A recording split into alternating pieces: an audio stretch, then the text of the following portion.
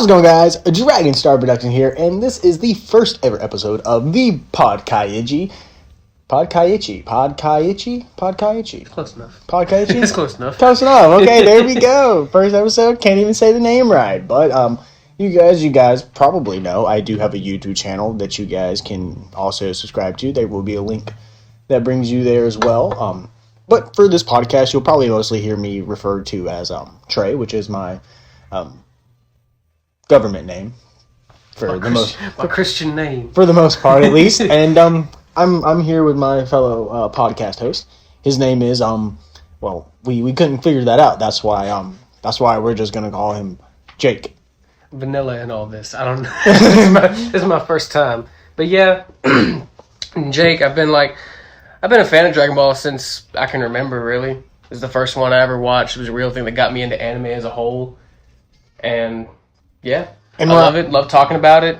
we're actually watching it currently right now. We're watching Gohan run through a forest as he looks at a butterfly. If you guys know what episode that is, well, congratulations. You're watching the first episode of Dragon Ball. Well, Dragon Ball Z. Dragon Ball Z. Let me rephrase that. We debated on Dragon Ball, but I don't know. Basically with the sounds and stuff that was be on early Dragon Ball, just in case you guys do pick it up in the background. You only really have Gohan as a young kid in Dragon Ball Z, and figured with the higher pitch voices and stuff like that, it'd be a little easier for me to probably edit out louder screams and stuff like that, considering, there's less children. Just for the main part. Oh, guys, you missed a cut. My cat was in the closet. Long story short. Made a lot of loud noises, and then we started laughing because of Gohan getting attacked by this tiger. Nothing too major. If you guys fighting Gohan, you hear me?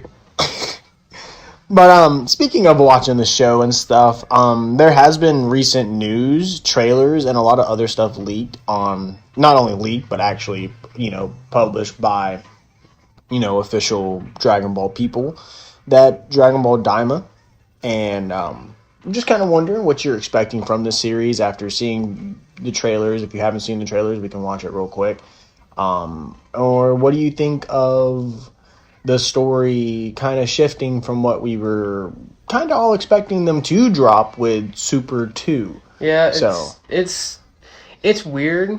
At least seeing it firsthand, because you think, with typical anime and manga would come out and it would follow the manga going with it. But after the Tournament of Power, they were just kind of like, all right, we're holding it for a second, but we got this. And I'm sure people love the aspect of it where it's like a nostalgia thing, going back to the GT kind of idea, where kids kind of a thing. And I'm excited for it. I just really I don't know what to expect.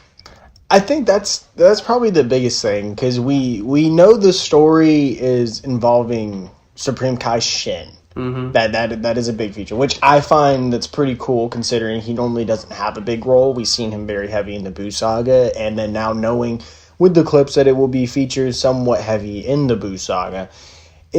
Not featured in the Buu Saga, but the villains or whoever are big bads are watching, clips and stuff from the Buu Saga. Kind of just curious of how they're going to play it out with Shin getting involved, Goku, and, we've only heard about it being Goku and Shin. Yeah. That goes on the whole adventure and stuff like that. Mm-hmm. And we know everyone gets turned into kids. Yeah. So, are you telling me, telling me Android 18 is chilling at home as a 5 years old holding her baby? That's the thing. Then you have Goten and Trunks that are literally babies that just got... Isn't that in the trailer, though? Yeah, all that's in the trailer. That's what I'm saying. So, how... Are they just going to do that for the whole episode? Not the whole episode, the whole series. I'm sure it's going to be multiple episodes. Honestly, I don't see them changing much of it. I see them just kind of being yeah, we're kids now, but still got a kid, so I'm going to take care of it. I definitely see that, but, it is... I wonder... It would be really cool if it was almost kind of how the in GT, the Black Star Dragon Balls had the effect that like if you don't do it, the world will like the earth will blow up. And I'm not saying necessarily do like that, but since they're all turned into kids and they're all younger now, what if the thing was if they can't solve whatever it is, it's like time's going backwards for them. So like they'll eventually go out of existence. Okay. Because it looks like we're messing with something with a Kai, and a Kai is creative. I was gonna say, yeah. You know, that's what they do. They, you know, or keep. They're so I don't know. They're supposed to keep the peace. Yeah, I don't know. With me being like the fan that I am, like I watched Z, I watched Super, I've watched GT a while ago. It's been a minute, and then seeing it, I'll admit, as like a not new, but like coming back into it fan, it does kind of seem like, oh, okay, what are you doing? Yeah, it's like it's a little weird. Like that's it made me do that YouTube thing where you see one subject and you just go down the rabbit hole. Yeah, and you right. Keep going. You're like, wait, what is this? What is this? I almost did the same thing with Kai when it came out too. Yeah, because it was like when you first see it, it's like, oh, it's a remaster, but then like you go into it, and it's more than that. But yeah, it's. I think it's good. I think it's at least. I mean, from my experience, it's sparking interest. Like, I mean, I definitely agree. I mean, because for one, we were obviously getting 2 new villains.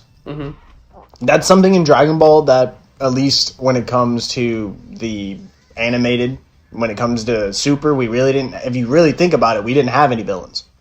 Yeah, you had Frieza come back. I mean, let's start. I guess we start off with Beerus. You had Beerus. Yeah, but not really Once a villain. Again, like it did the thing where it did with Vegeta, where it was like comes in, oh, this guy's really bad, and then exactly. He's a friend. Then you have Frieza, who is bad, but you know it's Frieza, and he's a Z villain, so it's not. He's already an established villain. Okay, then you move into the next arc. We have the Universe 6 Tournament of Destroyers arc, and none of them are really bad guys. They're just competing for their universe. Well, I'd say the most like antagonistic person from that, I'd probably say is like Champa.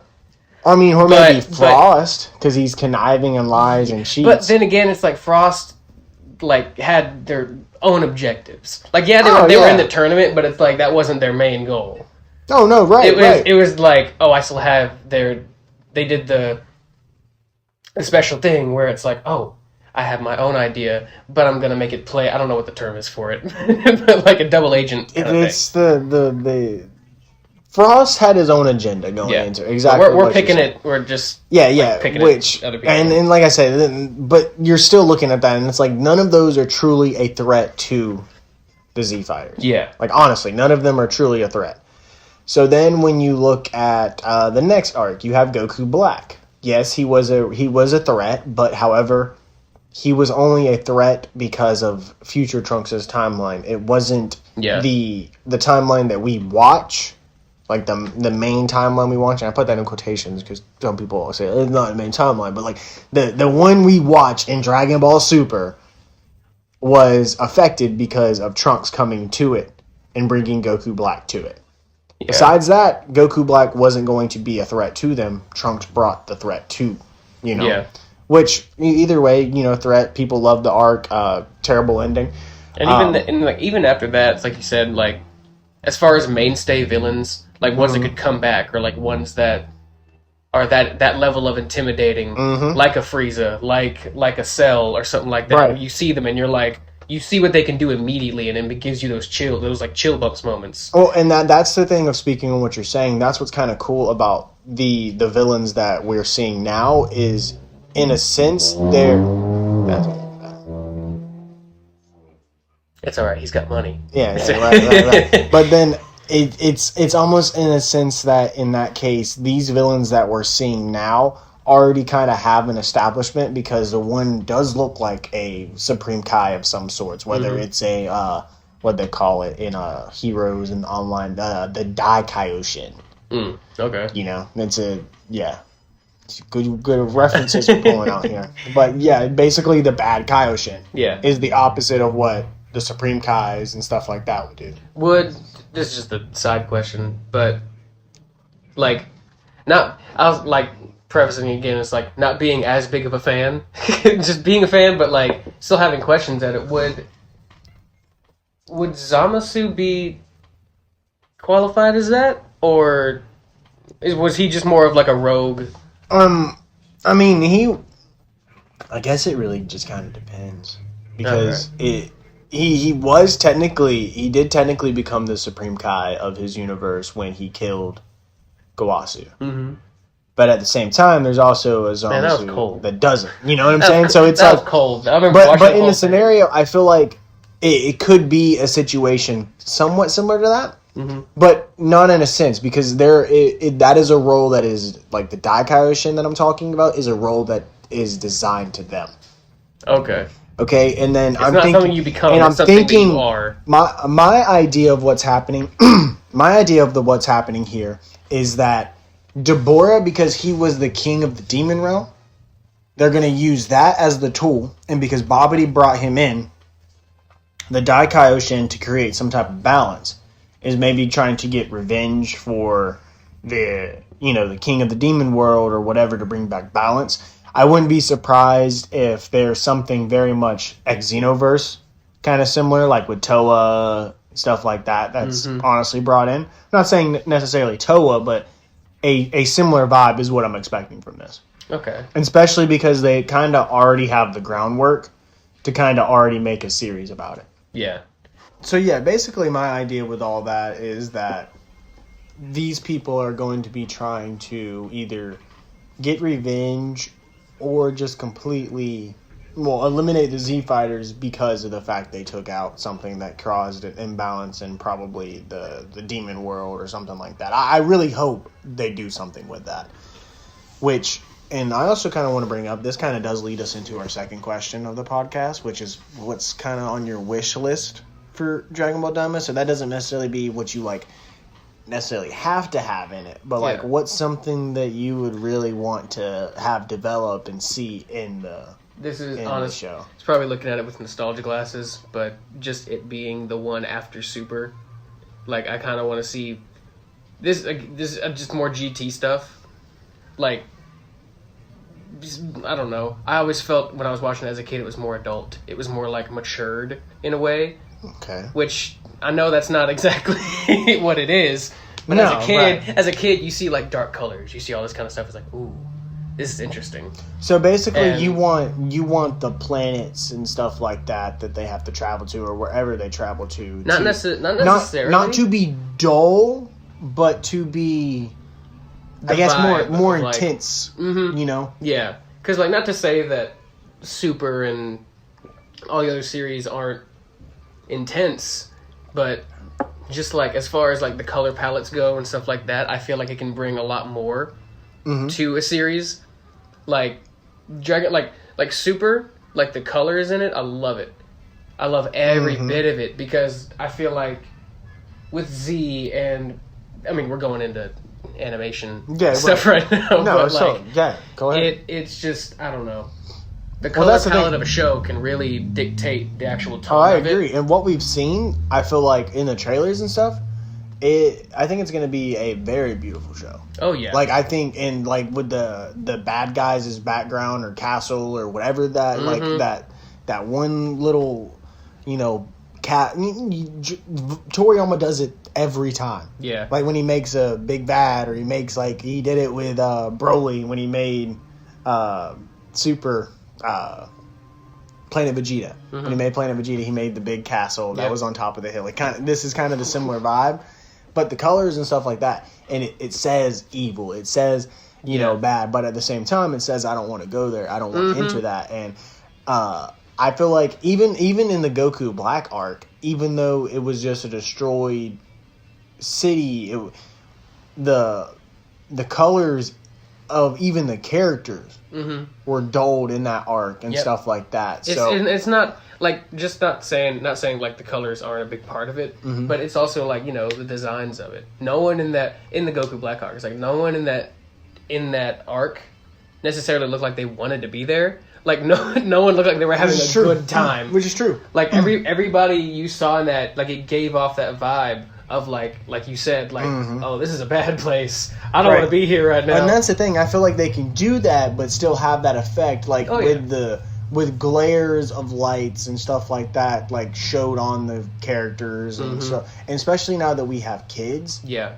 And I'm not saying they need to be scared of the stuff, but like in a sense, with having smaller bodies, it will be easier to animate things to look bigger, scarier, meaner, stuff like that, than it will if your main character is the same size as your villain. There's just you got Goku doing the Akuma pose. Yeah, it's like, oh, this man's it. There's just that dynamic. And then not to mention, we're also going to see Goku bring back the power pole.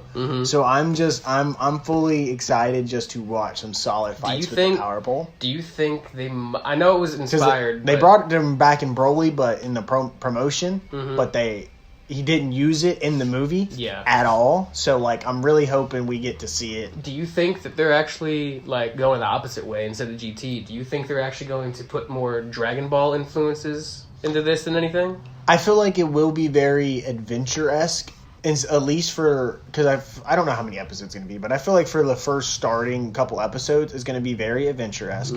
Then we're going to get, and I think we're going to get a big, massive fight.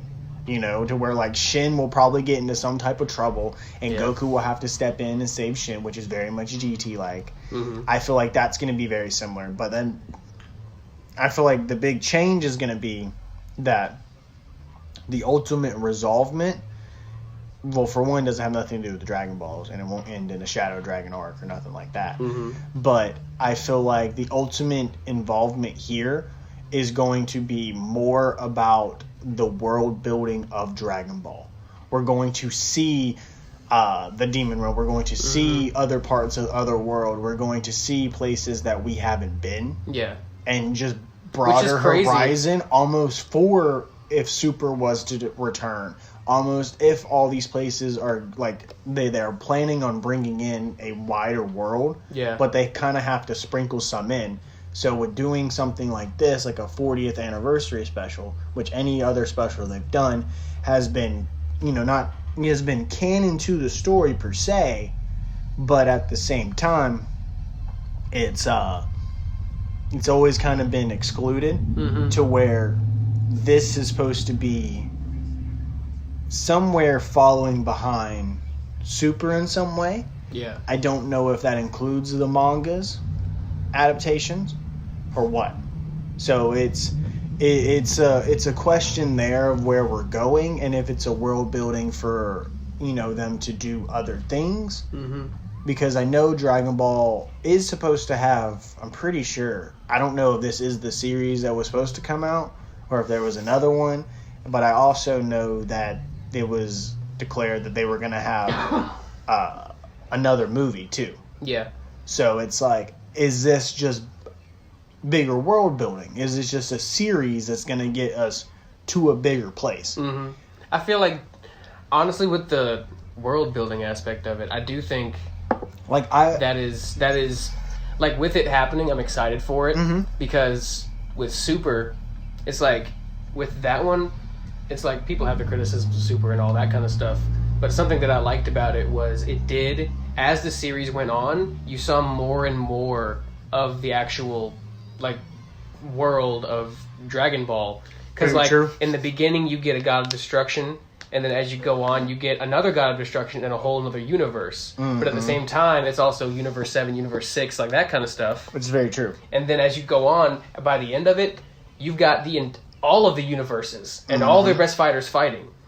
And so going from that and going into Daima, exploring even more of that, I feel like, I love diving into worlds. I love diving into everything that I possibly can. Unclassified waters. So the fact that that's an aspect of it is, I'm more than excited about that. Well, like I said, if they simply just mention it and our characters don't go there and it's just a viewing for a quick little clip or something like that, then it's going to be a very big missed opportunities. Yeah. And for one, it could. Well, the scenery, I feel like they wouldn't show you something like that if they weren't going to use it. Because, even Planet Vegeta... You're talking about in the trailer? Yeah, right. Okay. Even in Planet Vegeta, the castle was a very heavy feature used because we actually had the first 20 minutes of the movie at that place. And I'm hoping in a sense it's not like that. I'm hoping we get the big fight there. I mean, partly, yeah, I can see what you mean with it.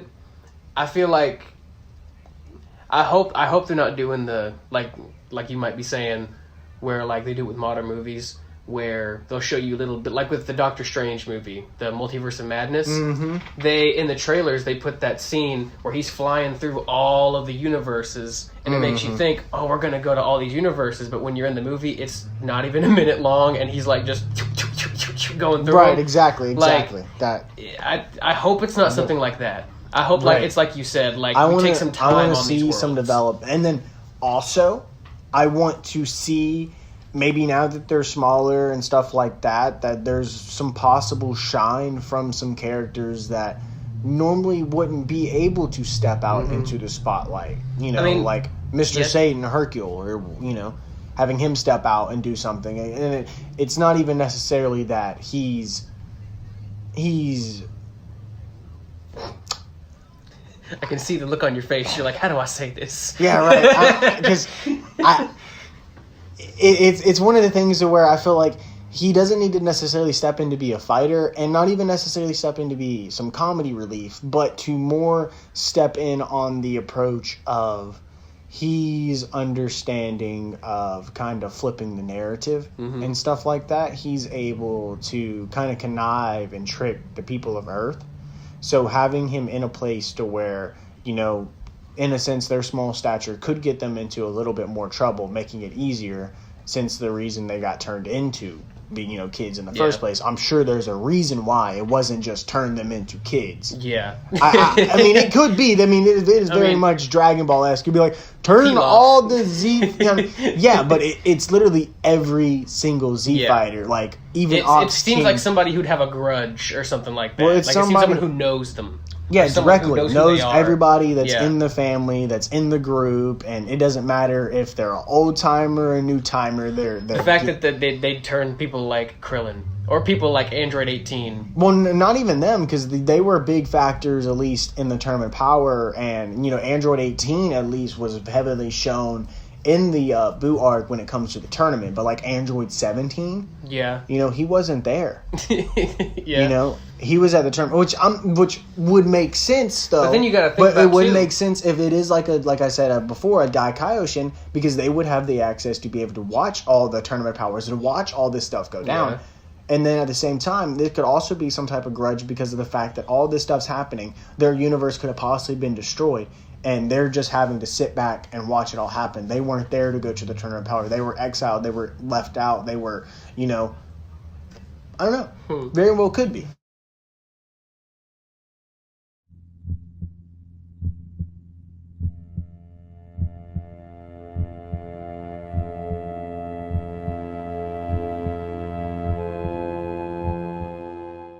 Dragon Ball Super 2, Dragon Ball Daima. If you had to choose, where are you going? And then Dragon Ball Super 2, I would imagine, includes, like, picking up right after Tournament of Power. You know, we're seeing the Moro arc. We're seeing the, you know, Granola arc, which I heard you recently just kind of watched. I guess you didn't read, but, like... Yeah. It was a crash course in it, pretty much. Right. But so, I got the keynote, like, parts of it. I got the important... What was it called? The, Spark Notes. There you go. That's what it was. But yeah. Yeah. So you kind of got a gist of like what Super 2 would kind of start off like and where it would be heading. Or Dragon Ball Daima, of what we've seen, and a kind of, you know, completely different route from what Super was going in the first place. It honestly, like, I didn't know before I knew Daima was happening. Like, I knew the manga continued and like the Tournament of Power after that wasn't it. But I never fully looked into it. But once I did, it was more of a, well, why wouldn't they? Like, why wouldn't they continue this and like keep going with, like, especially with stuff like with the Moro arc, like with the scale of that and how like how intense that arc can get, to the point where it's not just the Z fighters anymore, but it's the Earth. Right. Like, But to just kind of stop it, it was just like, wait, you just stop and Jiren? Oh, okay, that's it. Like, it was. I mean, and that's at least how I felt at first. Mm-hmm. But after seeing that they're putting out Daima, I do kind of, like, in my own personal opinion, I do kind of wish that they did go with Super, or at least keep going. Like, go with Super and then kind of get to where they're at now, to where they took, like, the pause and then be like, okay, now we can kind of take a break and now we can do Daima. Yeah. Kind of like how Broly is set after Super, and it's mentioned in the manga right after Super, but it's not. It's like we don't see Broly. It's like the movie is the canon manga story, you know, same with anime. Yeah. So, I don't know. It's like they could very well do the same with, you know, Daima. Take place after this episode, like these episodes of Super. I mean, it could, but what are the positive comments about shifting the timeline up even more? Oh no, I agree. Like, I don't think people would be like, oh yeah, well you turn it into a Neon Genesis situation. Oh god, where it's like the ending. You got 5 different endings and 2 of them take place in between 2 other ones. It's like, oh okay, like it's a little much. Oh no, you're exactly right. I mean, personally, not saying it's to that extent. Personally, I feel like they should go the route of whichever the staff and the creators, you know, all feel like they should go. Mm-hmm. Because you're always going to get the best out of anything. Well, you want the most heart into the story as possible, and that's the thing. Like, we're going to get the manga no matter what. Yeah, you know. So whether they end up adapting it or what, like the story will continue. Well, I'm saying I highly doubt they're going to keep making a manga and not adapt it into animation. Yeah. I mean, it's happened. With the Dragon Ball? No, I'm not saying it'll happen with Dragon Ball. But you know what I'm saying? Like, it's like pretty high profile, like, series before. Like, I don't know. I don't know if it was as big as I remember it, but like Dead Man Wonderland just didn't take off. But I remember it took off. It took off better in America than it did in Japan. But just it didn't take off in Japan. They just didn't do it. Like, it won't happen with Dragon Ball. No, I'm saying it would be very hard for me to see them not turning it into an anime. Yeah, at some point. Like it would be truly insane. It would be a missed opportunity, and everybody that works for Dragon Ball would be losing money.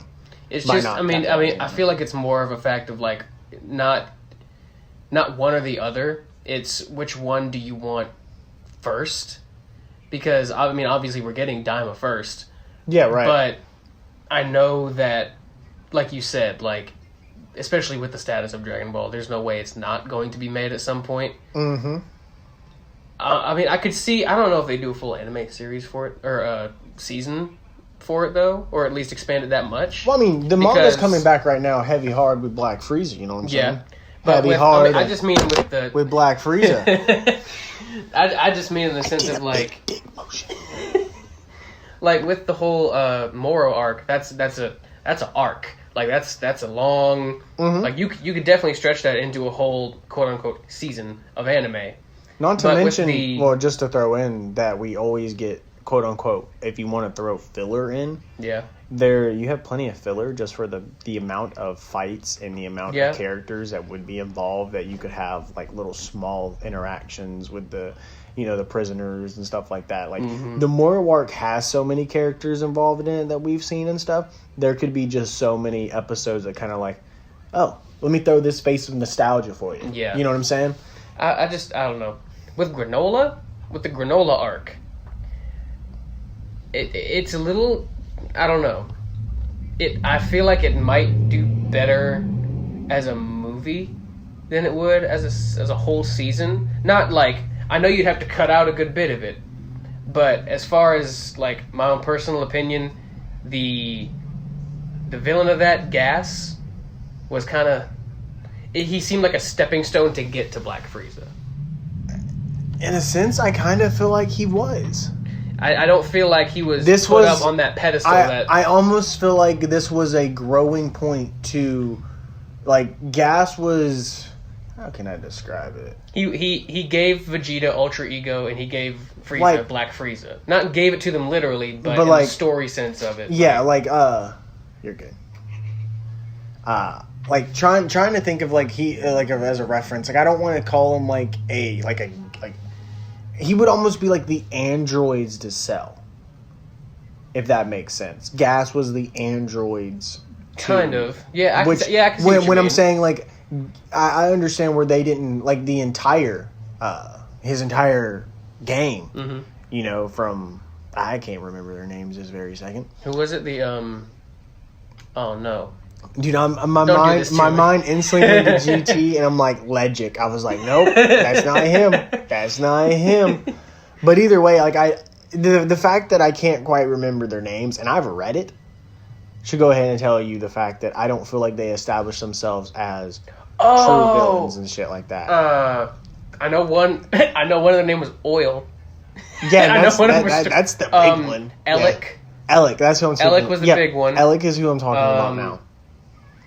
Man, that's it too. I can't really think of anybody else. Thinking of it like that, they didn't make that impact in order for you to like. But they were almost Granola stepping piece and stuff like that to kind of have him go into the story and grow the bigger arc of okay, here what Frieza was Emperor of the Universe, and it's like we never truly saw how much ground he really covered, and now we're kind of seeing it with Planet Cereal having Granola come in, then we're having Broly, then we're having Goku. It's like we're having all these characters that are going to necessarily hate Frieza, that has some like they're building them up, to have some type of big war with Frieza, and now like see that. And you can't tell me that that's what they're not doing, because you got Broly, then you have Granola, then you had the Heaters. Broly! That's them, the Heaters. It's such a travesty. The Heaters. Like freaking BoJack pirate ripoff, son of a guns, bro. Like the hell. Which don't get me wrong, it's a very cool concept. I'm glad they brought it back. Yeah. But at the same time, it flopped just like the movie. Yeah. I mean, to this day, I can see them in my head. But it's like you said with the Heaters. I can't remember any of BoJack's henchmen's names off the top of my head. Maybe one if you give me some time. But I haven't seen it so long. The thing is, I know Zanya. Yeah. Or Zanya. Wasn't that the long haired? Yeah, I know her. Yeah. But I strictly only know her because of the games. Yep. And then I know there's one, his name is like Gokuja. And the only reason why I remember it is because it's so close to Goku. It's like, I think it's like GOJKU. It's something like that. Yeah, I don't know. But yeah, but they don't matter. Yeah, it's... Same with the Heaters. They were literally just stepping stones, like how you said, to necessarily build up Black Frieza. Yeah. And then we took a pause in the manga for what? For Black Frieza. Mm-hmm. Why would you take a big pause? Because you're about to throw us with something big. Yeah. I mean... And also in the middle of that, they released Daima, so I guess that's... It's put out as like an anniversary series, kind of. It's a way to celebrate at the same right. time. So, I'm not saying it's a series to put out to tide over fans, but I can see that as, to take the same phrase from earlier, a stepping stone, where it's like, taking a break from the manga, we're going to give you this too, and it's really good. Not saying it's going to be bad. I think it's going to be good. Like, I think I'm going to enjoy it. Yeah. But, and then I'm not going to say probably once they get done with it, but I would say probably a good way through that, they're probably going to start putting out the Black Frieza arc going forward. Oh yeah, that's at least how I see it happening. Well, I'm imagining it's going to happen. Like what I'm hoping is, with this series, it is establishes to a point to where they're like, okay, 40th anniversary, let's see how Dragon Ball does. They know it's going to perform well, and then this I'm pretty sure it's going to be exclusive digital streaming as well. I think I heard that somewhere too. Yeah, I'm not 100% sure.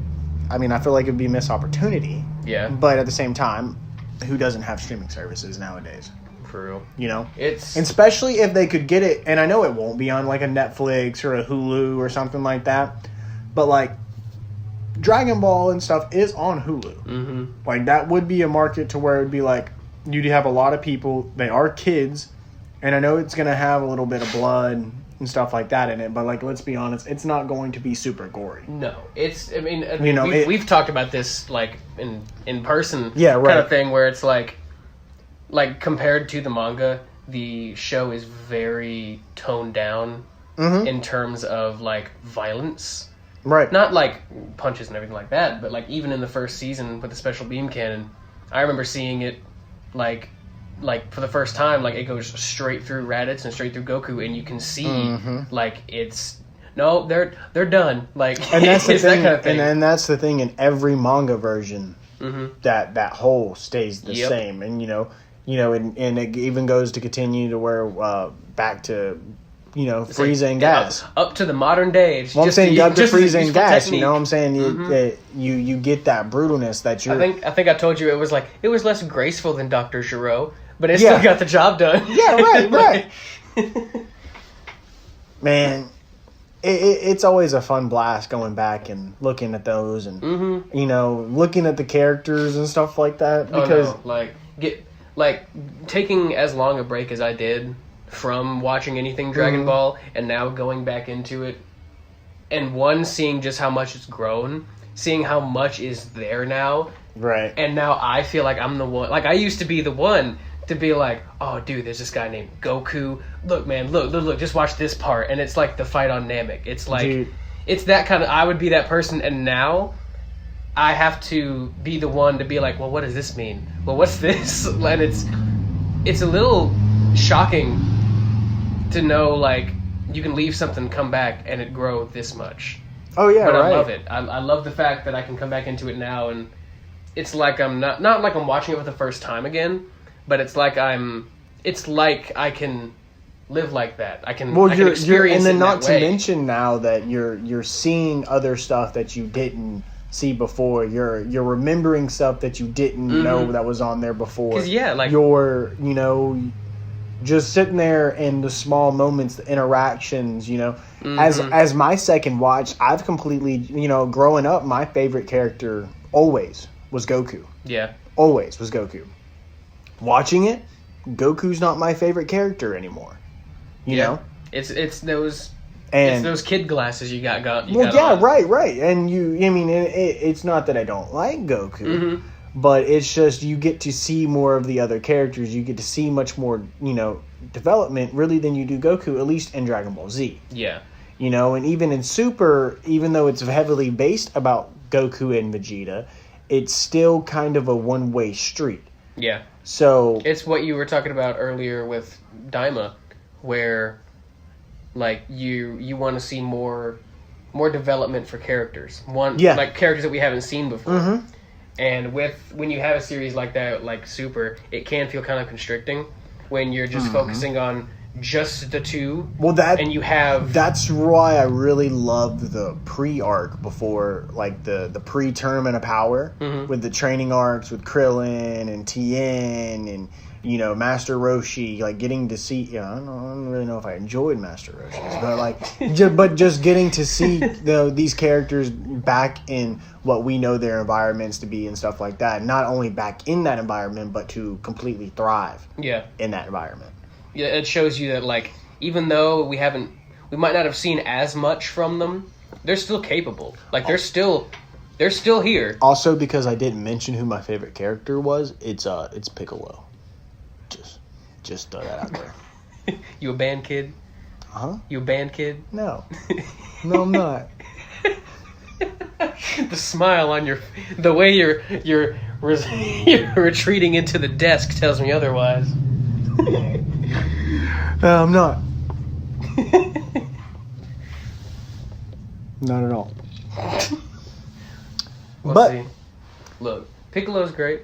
No, I'll agree with you on that. Piccolo's great. It's like I said. Favorite characters. Favorite villains, Frieza. I'll throw that out there. But we're speaking of a lot of characters, and what normally has a lot of characters? Video games. You know what video game was recently released? It wasn't recently released. We'd probably be playing it, but we also were playing fighters earlier, so that's kind of a good time, kind of to talk about video games. Dragon Ball Sparking Zero. It's supposed to be basically Dragon Ball Z Budokai Tenkaichi 4. I'm kind of wondering, have you seen the trailer to it? Not quite yet. Okay, so we'll watch it before we talk about, like, what's happening. So you can go into a completely blind of, like, what this is. What are you wanting to see in Sparking Zero? Like, just right off the bat, going into old games, like, when you think of it, like, this is what I want. I mean, with Tenkaichi 3, you had, I mean, to my knowledge at the time, every character.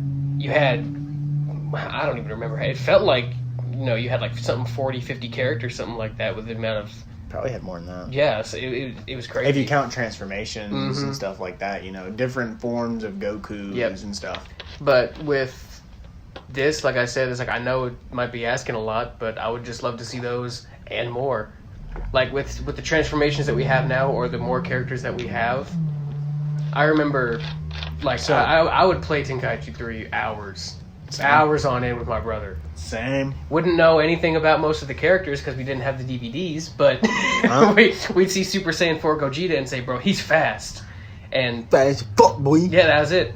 You shake the Wii nunchucks. Oh, that's God, you were on the Wii. Oh, yeah. Oh, so you had some good nostalgia with that. Bro, I only played on the Wii a couple times. Dude, it was the fact of, like, I think, the move that he has where he crosses his arms and he just uses his legs to kick. You'd use it to shake it to do that move. So, like, you'd shake him like crazy. You see his legs going, just kicking him. Oh, man. I don't know. See, I would love to see well, that's the thing. They have a lot of characters. Because you have the tournament power. Yeah. So that's 10 characters per universe that they could easily throw in there. How many universes was it again? It was 10, 12? I don't know. I know you don't know. I don't know, man. There's 12 universes in all. I know some of them didn't compete in the tournament of power. I mean, still. With that kind of roster... I think 8. There were 8 in total? I want to say. And then there was the rest of them didn't compete. The other 4. Okay. Didn't compete because their universes were at a high enough percentage to where they didn't deserve to die. Well, I mean, 8 universes, that's already 80 characters. Take away 10. But do you see them? What I'm saying, do you see them? Do you see them using all of them? I don't think so. But I think they'll take the most important ones. I can say this. I know for a fact. Bergamo. You know, from the Trio Danger Universe 9 is in the tournament. I mean, not in the tournament of power. He's in Sparking Zero's trailer. Okay. So we're at least getting tournament of power characters. You know? I mean, if we're doing that, then I'm pretty sure it's a shoe-in, like Jiren. Oh, yeah, absolutely. Jiren, Kefla. I'm pretty sure they're both in the trailer. Okay. I could be wrong. I've only watched it one time as well. So, I'm trying to think of who else would... Well, I'm hoping... Topo. Yeah, and maybe. Then I'm hoping we get, Cell Max. That'd be nice. You know? I'm hoping we get, obviously Beast Gohan, all the Piccolo form, and it's why not? You know? I'm also not needing... And this is an opinion that I feel like a lot of people are like, oh, no, just go ahead and throw it in there. I don't really care to play through Z as much. Yeah. I don't mind it if they throw it on there, you know? I mean, but if you're going to do it, I want to play it all. Yeah. I want Dragon Ball, I want Z, I want Super. The only thing that I'm worried about is that GT isn't going to be involved in the game. But it's a video game though. But, I mean, with Tenkaichi 3, they had Omega Shenron, they had Gogeta Super Saiyan 4. Yeah, I mean, they had a lot of the characters from GT. They had Majub, they had, If they took those out, I feel like people would not like that. Yeah, but I also feel like with the games and stuff nowadays, they're like, okay, we're going to give you all a GT DLC. But with me, I mean, at least if you're going to offer the consumer in the me GT, does not like I that. feel like at least if you're going to do the GT DLC, at least make it a free DLC. Yeah. And, take time. Because I feel like you have to have Super Saiyan 4 Goku, Vegeta, Super Saiyan 4 Gogeta, Omega Shen. Those are characters that, I feel like you want to see. Yeah, baby. Really, all the rest of them's a fucking... I'm pretty sure that was all that was in... For GT, That was in 3, though. Oh, for 3, yeah. I think, yeah. You know what I mean? I think that's pretty much it. You had Goku, Pan, Vegeta, Oob. You had those that came from like the GT, but like villain wise, I'm pretty sure that's all we got. Yeah, I mean, could be from wrong. GT itself. Oh yeah, then you got Nova and Ice. See, that's the thing. From GT itself, the ones we've talked about, like Omega Shenron. I mean, yeah, these are the big ones. Those are the ones I remember the most. I remember Nova, the blue and the red dragon. Why am I blanking on this? GT was a flash in the pan in my Dragon Ball history, I guess. I mean, it's very faint, but like at the same time, those were the 3 shadow dragons that were in there, and there's there's 7 shadow dragons. I know what you're talking about now. Okay. I remember. Okay. Yeah, and there's from the Dragon Balls. Yeah, that's what I'm saying. So but there's only those 3 that are shown, and then Omega has Sin and Omega. Okay. So. Okay. But I don't know. I feel like it'd be a missed opportunity, but I don't mind necessarily not playing GT. Like I understand what they would do with DLC because it's like your super you're gonna have because I obviously want an offline mode, like to where you're playing the story mode. Yeah. I think that's both. We've kind of established that talking about it. Yeah. That we both kind of want the offline story mode. Like in fighting, I mean, we're getting into game culture now, but in fighting games. Like, the stories, like, historically haven't been the best. And with Dragon Ball games, too, like, they're either a complete, like, new thing. Like, for fighters, it was Goku loses his memory out of nowhere. And, and Bulma's like, you don't know who you are? No. And so you have to go, like, and all of a sudden, I think there's a bunch of evil Z fighters, and you have to, it's stuff like that. But story modes in fighting games typically are an accessory to it, but it's like you said. If they do decide to do a story mode, I wouldn't want a half-assed right. I wouldn't want a rundown. Well, my biggest thing is that like I've played Dragon Ball, I've played Super. I mean, I've played Z. I haven't played Super. I haven't played those. How are they? Yeah, they're pretty good, but I haven't played Super Story. I mean, besides Battle of Z, you haven't fought against Beerus. Yeah, like in an actual, you have because you have Xenoverse, you have all these other, but like, you guys get what I'm saying.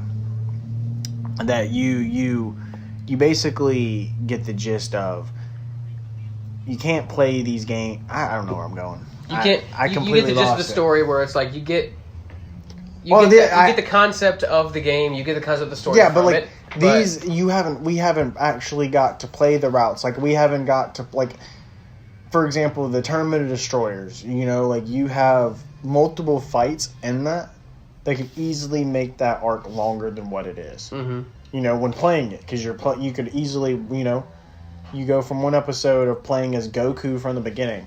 Then you can play as Frost. Yeah. Who beats then Goku, which would be a very hard fight, but you can make it, it would be one of the hard fights. And, Vegeta steps in, or Piccolo. And I mean, if you want to do the swapping characters aspect of a story mode, make it like a Battlefield 1, or make it like a Rainbow Six, where it's not exactly a story mode, but it's different aspects of the game that it shows you how to do it. So, right. So, if it were to do that, maybe show you how to work with these characters and their special things that they can do to help you win a fight. Or, I'm not saying it might be in the game, I don't know what's in the game, but, show how to do breakers, show how to do grabs or do certain moves, kind of stuff. If you're going to do a swapping character aspect to it, I feel like that's the best way to do it.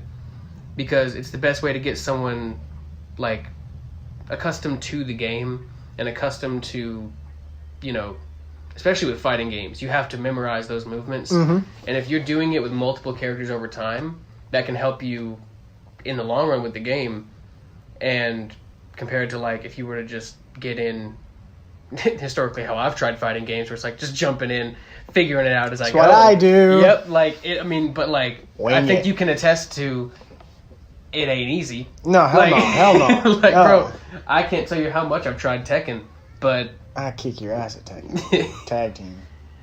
We could settle that. Anyway, no, if we're gonna do a swapping characters, if we're gonna do something like that, as far as the story mode goes and everything like you said, the different fights. Well, I mean, I feel like it works, especially like in the Goku Black art. It works, or in the Tournament of Power, like even to where like you have like the pause phase to where you could skip from one character to the next, and it's like all those fights are paused for you at one. I don't know. I mean, even if you want to go by the show or by the way the manga goes, where it's like, I mean, just using the Frieza arc as a example, like you see one person go fight him, knocks him down. You see another person go fight him, knocks him down. Like it doesn't necessarily have to be like you lose 8 times in a row, but like swapping from that many characters or that many it's almost types of play. It's almost giving the character. It would give the character a break from having to do the same fight over and over. Yeah. When in reality, you're playing the same fight over and over. It's just okay, I can go ahead and skip here. It's like a Dark Souls thing. You have to go up against it a few times before you actually right. And that's exactly what I'm saying. Like you would have like the hard fights like in the Tournament of Destroyers or whatever with Frost beating Goku. It's not going to be an easy fight because you're not going to have, unless you do a cutscene type of thing. Yeah. You're not going to have the representation of Frost cheating to beat Goku. Yeah. I personally wouldn't mind cutscenes. Yeah. But ultimately it's up to the developers what they feel is best. But yeah, I mean the gamer in me would love like the full cutscenes and seeing everything, as I'd imagine you're trying to like get to me. Like it'd work, but if we talked about with the characters, with that many characters doing that many animations, like how much time that would take. Oh yeah, absolutely. If they've been doing that for every character, I can see why it's taken so long between 3 and 4.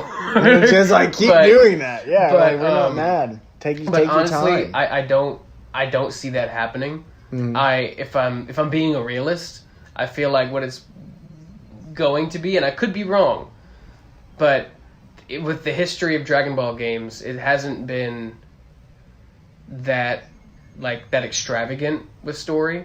It's typically been like you've said, or like it's been like your main character standing there talking, like again using fighters as an example. Like it's Goku talking to Bulma and then Bulma talking back to Goku. Right. But it's trying to give you some illusion of play where it's like, well, what do you want to say? Yeah, right. But then like at least with me, like I couldn't get into it because I'm like, well, I'm just Goku, so I'm just gonna say what Goku would say. Yeah, right. But it's like you can't be like, oh, it's me. Yeah, it's like I've taken over Goku. I'm good. No, I don't know. It could be a bunch of different things, but I honestly see it being that more than anything. Just from like, if they make it as in depth, the actual mechanics of the game, like as people want it, I feel like that's what we'd be getting as far as the story mode goes. Still getting the fights maybe, but I don't think it'd be like full motion video.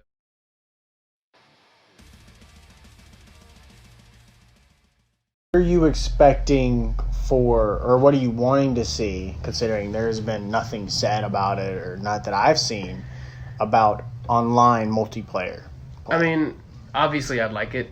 But what would they do? Because it's like, okay, you can give us, it would kind of be like 3D-ish world or whatnot, but it's like, we also have, I guess that would just be the 3D version of Fighters.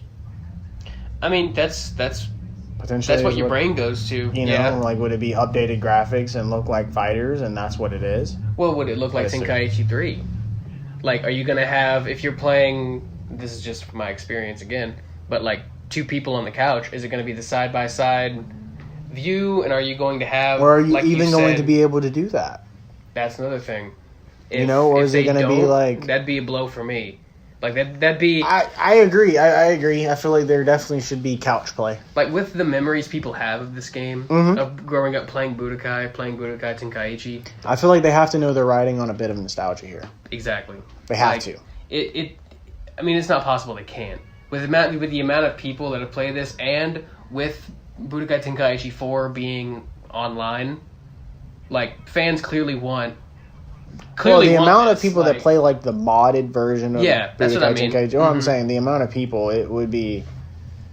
I would be quite shocked if we didn't have couch play. Yeah, you know, it's something that's sort of a part of it. It'd be like having a Tony Hawk game without having split screen. It just doesn't work. It's something that is a part of. But I also think it'd be series. very cool for you to have your buddy sitting there, across the fucking state, across the country, whatever, sitting there playing, the game together. It is fun to be able to borrow a quote from Nikki Jakey to call someone a butthead when they're like halfway across the country. That's an amazing thing. But at the same time, I would also love to call someone a butthead to their face in person. Very true.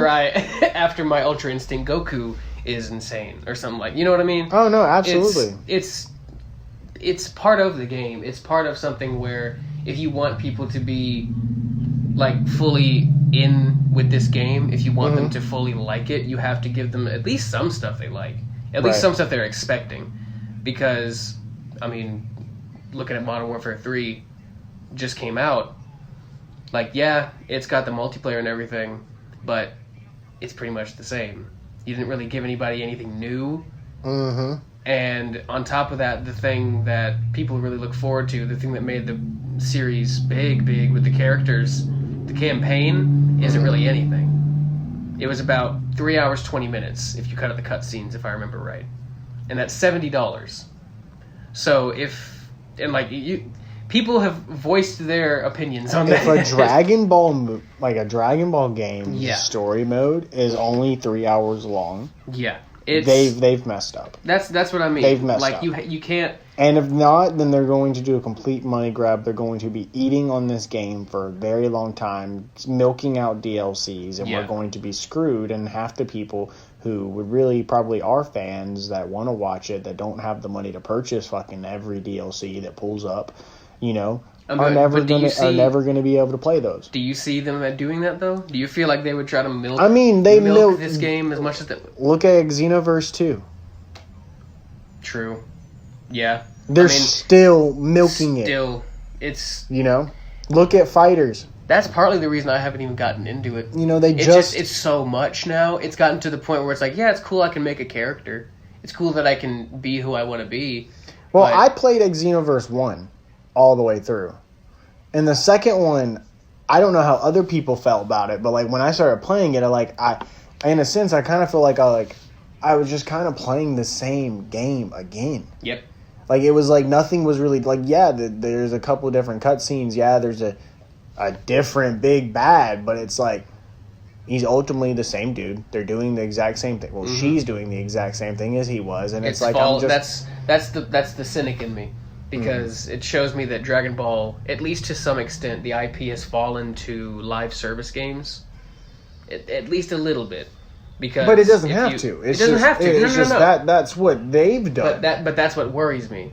Like when a company gets a taste of it. Well, that's the thing. They can sit there and constantly make money, constantly do skins, constantly do outfits, constantly do different type of things that, end up bringing them more money.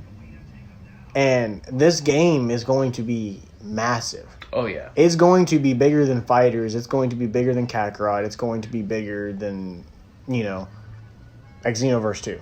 Mm-hmm. And I'm saying this as, like, when it comes out. I agree. Whether it stays as big as those games did, that'll be up to the game. Exactly. That'll be purely up to what the people like in it and what they don't. But as far as the history of the series goes, again, this could be kid glasses looking at it, like nostalgia glasses, but I remember loving all of them. Like everything from Budokai 1 to Tenkaichi 3. Like, I did too. I would lie saying that I'm sick so I could stay home and play more of this game. Like, dude, the sound is so, like, I remember it in my head in Budokai 2 of when you would do the story mode of the characters hopping around the board. And I remember it so faintly, and I loved the sound of it so much. So much. And it's like, it's something that That's I'll like never forget. And I played that game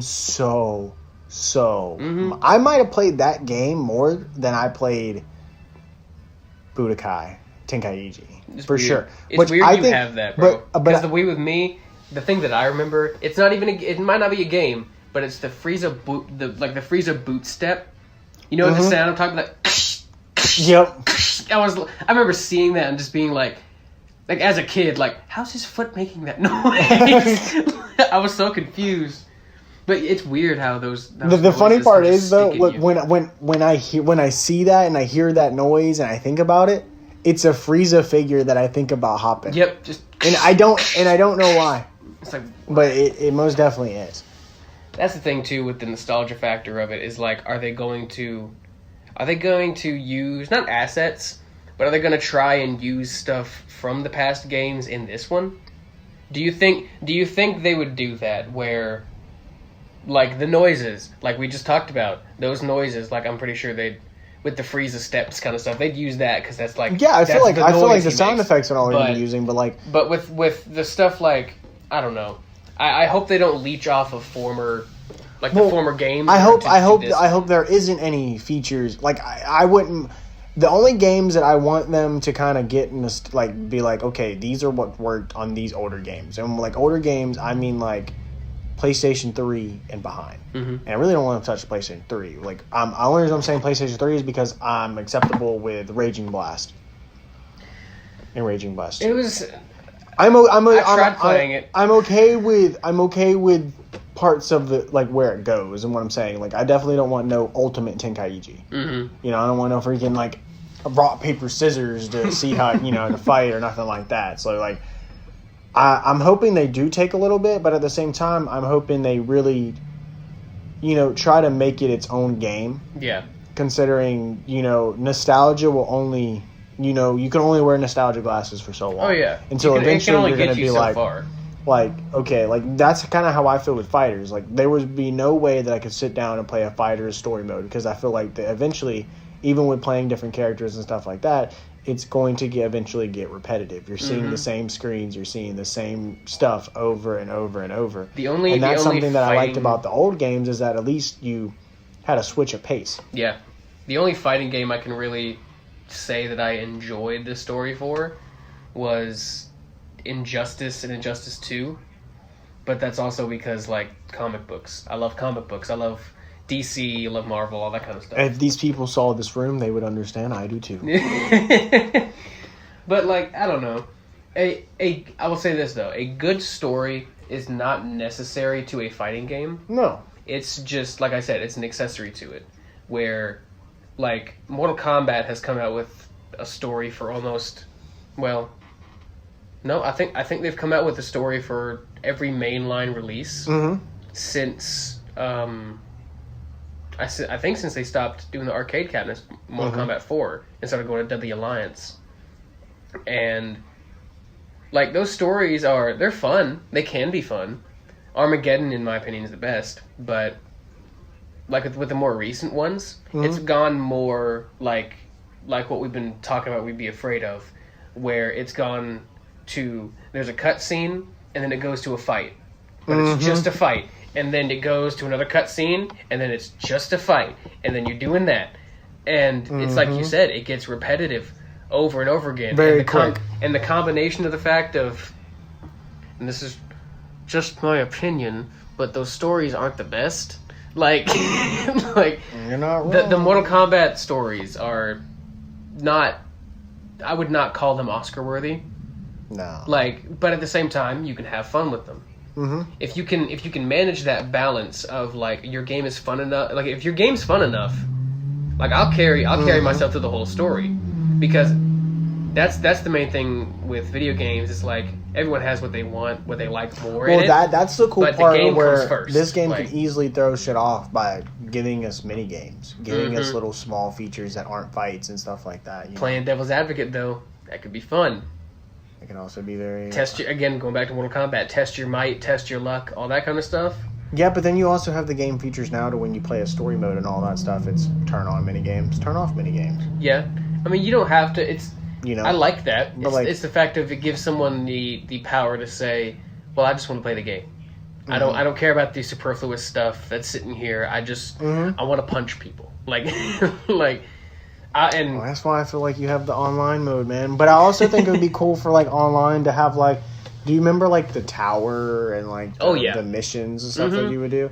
Like almost having like monthly or rankings and stuff like that, to where you can earn awards, earn special like skins or costumes and stuff like that. Like some change daily, some change weekly. Completely free. Like you don't have to pay for it, but like you have to earn it. You have to play. And nothing Xenoverse story wise. Like I don't want to see a Xenoverse character. I don't want to see another Trunks. Let me put it that way. Okay. I mean, I don't like Trunks. I don't like him. Really, I couldn't tell. I don't like him at all. I don't like Trunks. I don't know. He's a bitch. It's a. Why would you say that? No. Shut up, bitch. I don't know. I'm excited for it, but at the same time, the modern game culture and pardon me. Like I said, looking at it with nostalgia glasses, I'm apprehensive, but I know I'm gonna check it out. I know. Right. That's the thing. At the end of the day, is like I know I'm gonna look at it. I know I'm gonna play it. I know I'm gonna watch people play it. People are probably gonna watch me play it. It's definitely going to be a big thing. Yeah. It's just I'm worried about because look at Breakers. Yeah. We've been talking about new games and we haven't mentioned Breakers all but what? I think you mentioned it one time. And you didn't even mention it. You mentioned Breakers in general as like a combo or doing something like that. Not as in like the whole game Breakers, which is just a fucking Dead by Daylight clone. Pretty much. It's we haven't even mentioned that, but look how much like how big that was when it first came out and how much it's already died down. They've been releasing stuff, but it's like that's what I was telling you about. You wouldn't know. It's a thing of like it's a gimmick. It came out and it's like Dead by Daylight, but that's the fact that it's like Dead by Daylight and it's Dragon Ball. That's its only selling point. That's right. The only thing behind it, and that shows like Dragon Ball's popular. You're gonna buy it. Well, yeah, it's popular, and like people will buy it, but if it's not up to par, it still won't be enough. That's why with Sparking Zero, like, yes, it will sell on the fact that it has the IP of Dragon Ball. Right. But at the same time, it being a game, you still have to have a good game behind it in order for people to stay with it. Right. Like, what was it? I think it was Battlefield 2042 when it came out.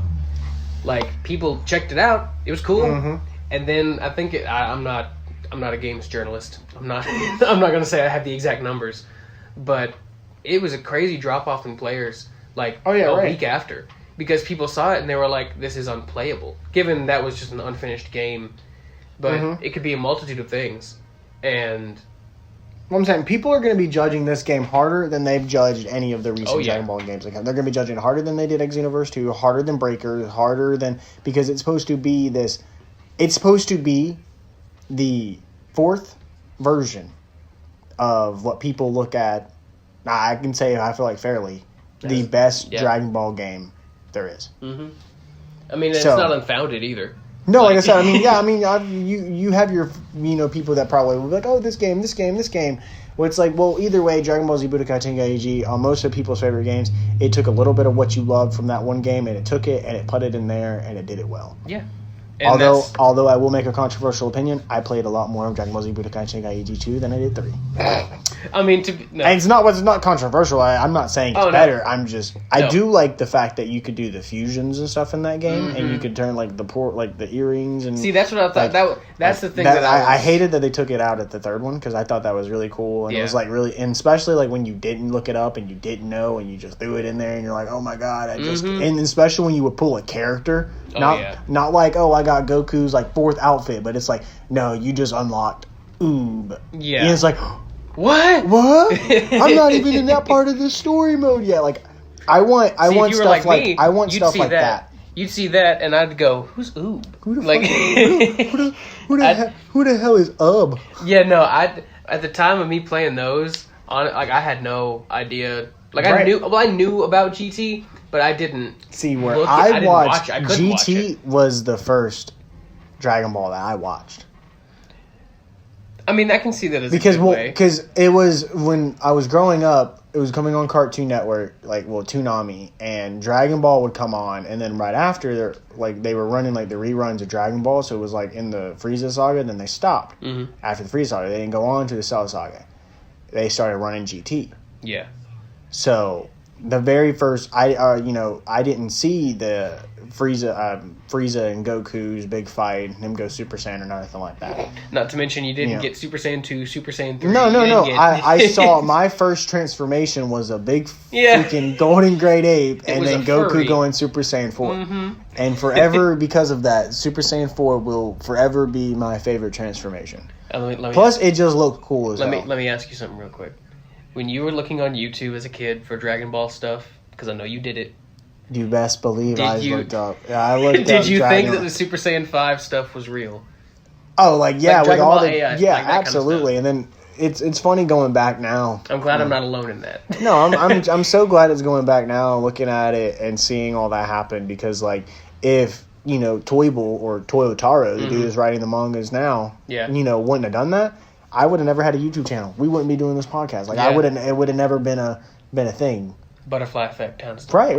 But I mean, truly. So Yeah. it's kind of it's kind of cool that I was looking it up. Super Saiyan 5, Super Saiyan 6, Super Saiyan 1000. All these different type of things. I would love how just creative people would get with those, but it shows how dedicated Dragon Ball fans are. Mm-hmm. Where and you can find people like them in other fandoms too, but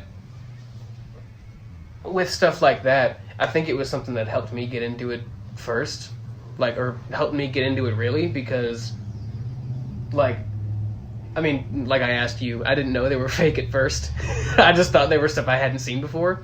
But it made me look it up. It made me go into it more. It made me want to know more about the series, and from then, it's like you said, just stuff happening. I wouldn't be who I am today if I didn't watch it without my parents knowing. Because for some reason, my parents didn't care. My parents bought me toys. I also had two older brothers, and my older brother watched Dragon Ball, so that had a lot to do with it. See, I grew up completely different. Yep. My mom went. I remember seeing Goku Super Saiyan 3 fight Boo, Big Boo, normal Boo, and my mom seeing it and her just going, "What is that?" And she just hit the power button of the TV and turned it off. So I was like, well, guess I can't watch that. See, that's most definitely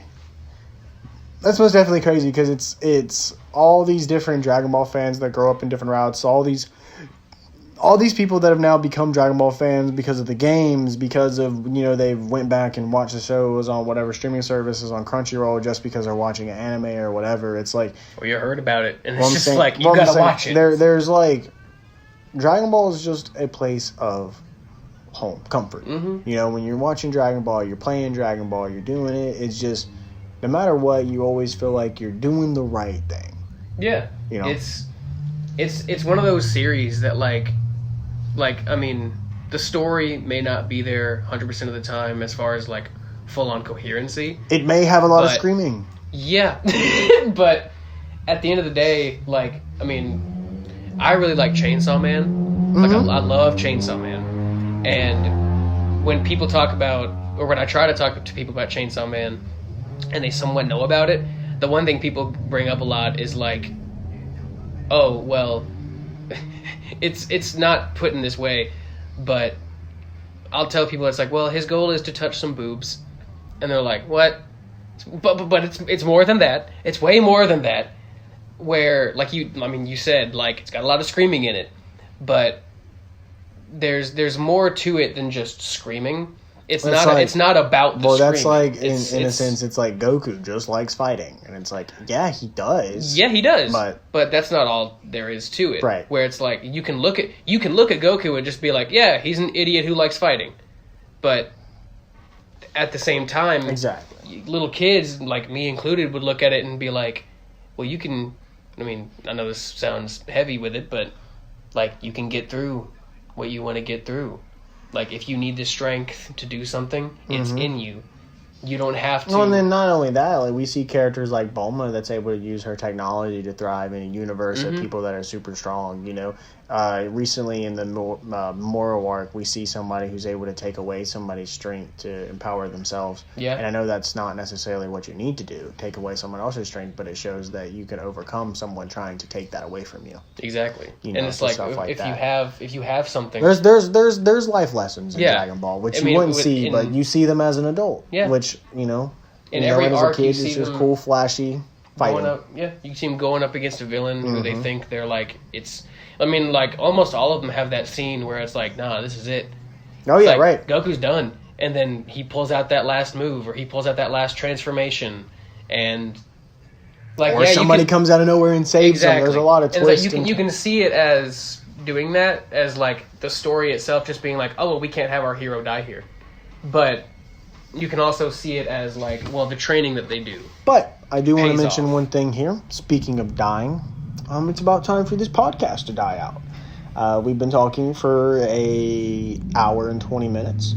Pretty long podcast, especially for the first one. Especially because we just kind of dipped our toes in the water, just talking about the basic stuff, the Dragon Ball news that has come out. Got carried away with some nostalgia. Oh yeah, absolutely. And what we want you guys to do is comment down below. Let us know what you guys like to see talked about in future podcasts or future videos or any such things like that. It will help us go a long way, and who knows, maybe if your topic's cool enough, it would be featured in a future podcast or video. With that said, this has been the Podkaichi. I'm Dragonstar Productions. As you probably heard me call it, I think, one time in the very beginning of this video, Trey, and my fellow co-star here, which I don't know if he'll be plugging any social medias or anything like that. That's completely up to him. You might find that out in the links down below. I don't know. He can decide that for himself. As for mine, my name is Jake. That's all you're getting for now. Jake. His kid's name is Vegeta. Feel free to look it up. Yeah, you might find a dog.